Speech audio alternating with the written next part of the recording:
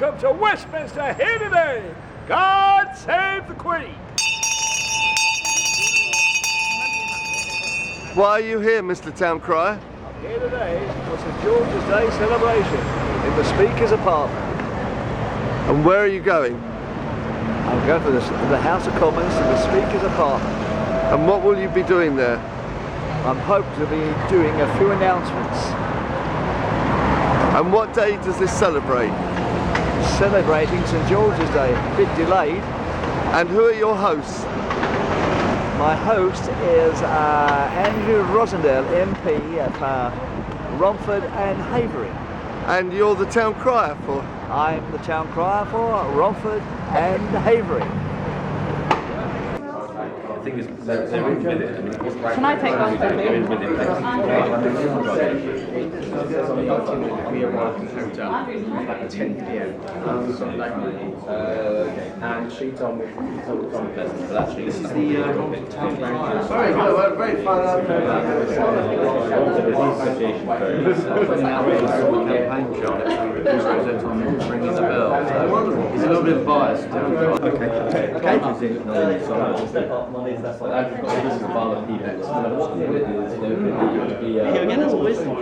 Ho yay, ho yay, ho ho yay! Please make your way into the reception area, ready for the speeches. God save the Queen!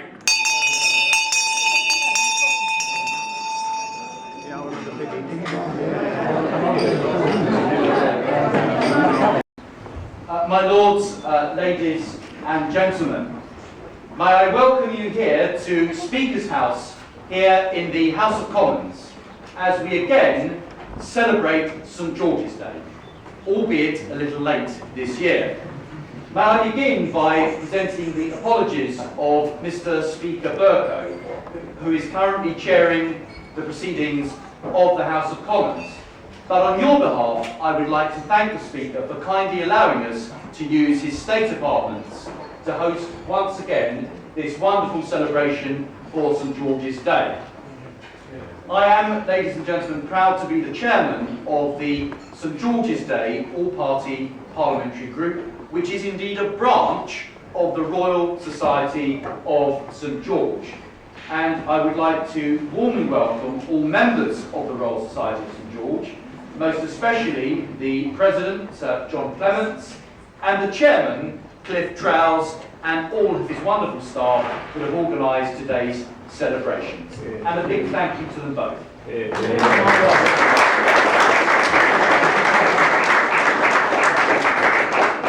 Now, can you believe, ladies and gentlemen, that only a few years ago, there was no celebration for St George's Day here in the Parliament of the United Kingdom. It seemed that every other country could celebrate their traditions and their heritage, but not England. But today, we can celebrate it proudly.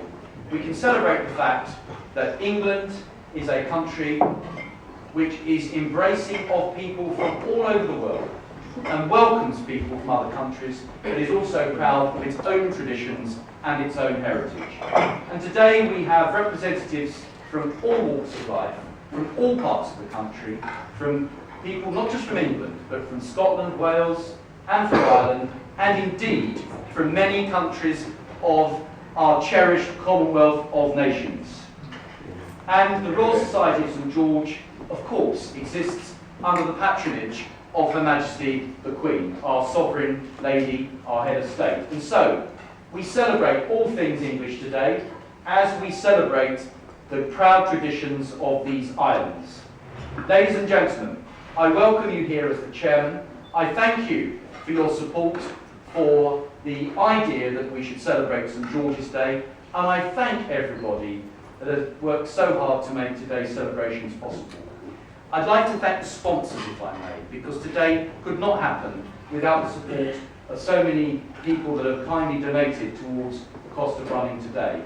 First of all, I'd like to thank the Dublin Tate Limited, HCL, Headley Brothers for the printing, of course, the excellent invitation cards that you all received, to Chris Buffini, Debbie Hart for the wonderful cake, which we're going to be cutting in a few moments, and a special thank you again to our chairman, Cliff Trowse, who organised this event, with everyone from the head office of the Royal Society of St George. Ladies and gentlemen, please charge your glasses as we toast.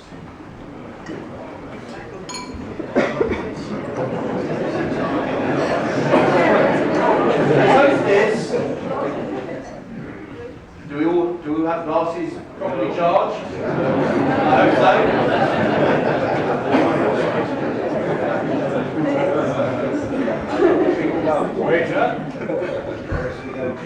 The toast is for England and St George. England and St George. Thank you very much. I would now like to introduce to you the President of the Royal Society of St George, Mr. John Clements.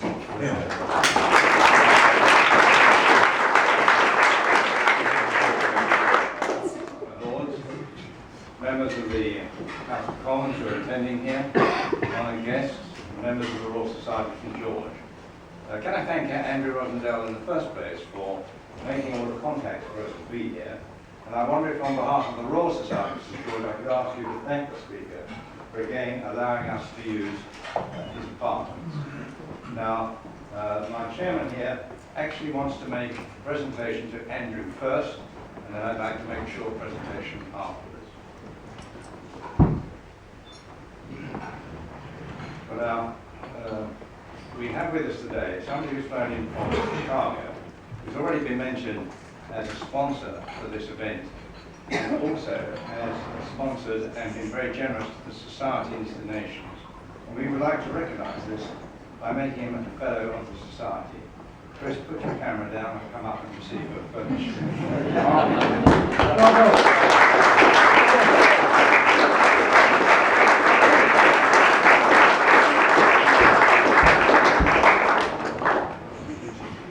Now, if you just allow our chairman to say a few words as well. Thank you very much. Well done, John.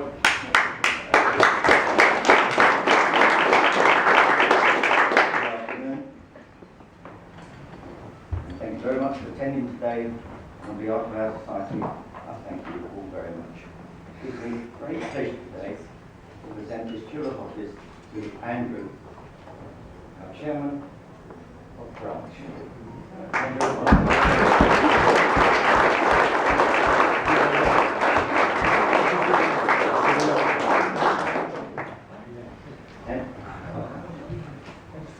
Andrew is very much a very strong supporter of our society and is very helpful in every way we ask him. And I'd like to thank Osmond and all the other staff in your department. Thank you very much, Andrew. And thank you all once again for coming. Enjoy the rest of it.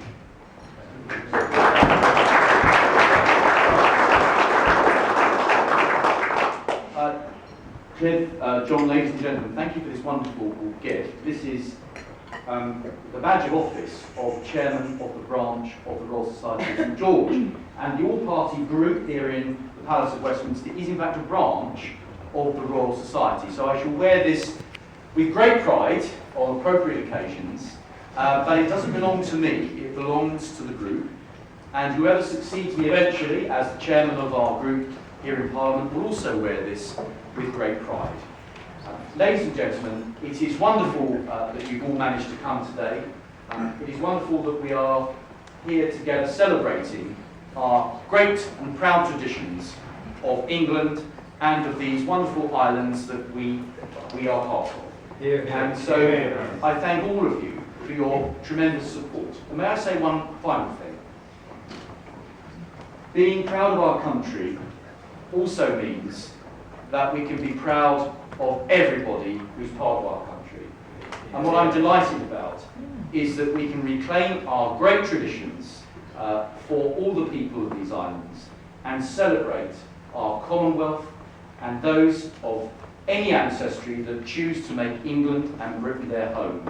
And that's why everyone today is welcome, and that's why we will continue to promote that belief and that ideal that we are a country that welcomes everybody and stands up for our true traditions that has made this country proud and great and strong over so many centuries. And for any further doubt that you may have in your minds, The rose I'm wearing today is the Rose of England, not the Labour Rose.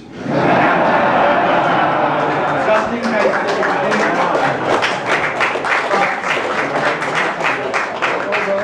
But whatever our politics, whatever our religion, whatever our ancestry, we can today celebrate everything that is great about this country of ours, of England. Thank you very much.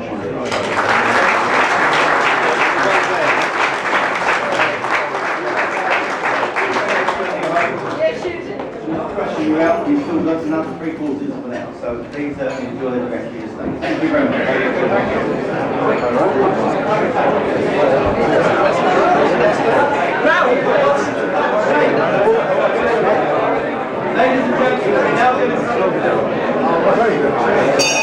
Ladies and gentlemen, now cut the cake. God save the Queen. God save the Queen. Countdown.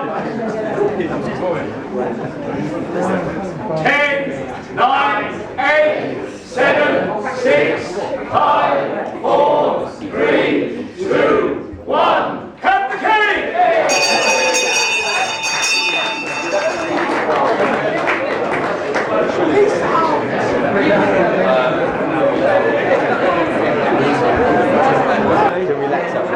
We've got the official camera. Andy's camera. 1, 2, 3. Great. Really great. Perfect. Sitting in the corner. To relax up. Loads now.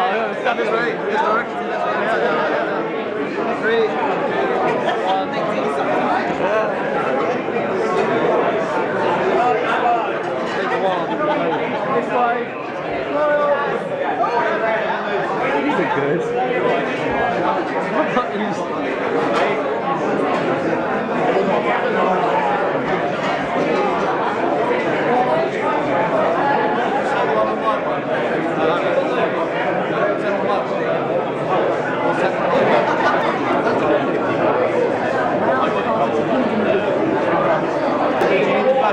I'll do the flash, yeah.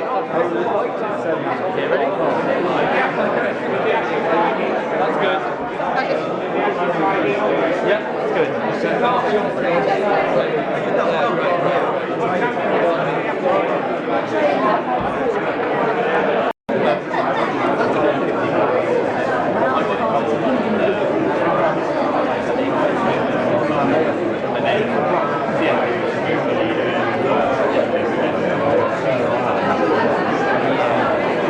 How proud are you, Andrew, of wearing that newly presented I am medal? terribly proud of this. This is a celebration of England, and for me it is something that I will always wear with tremendous pride.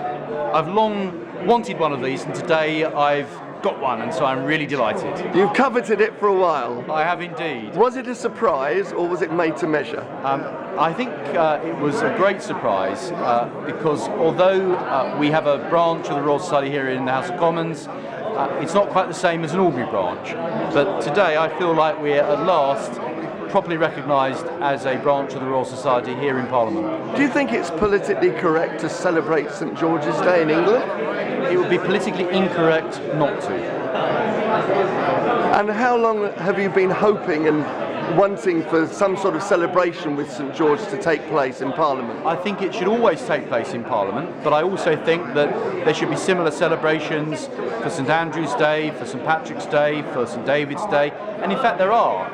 But St George's Day was sort of behind things. We didn't do anything, so now I feel that England is there where it should be. Why are 99% of English towns refusing to have any sort of celebration?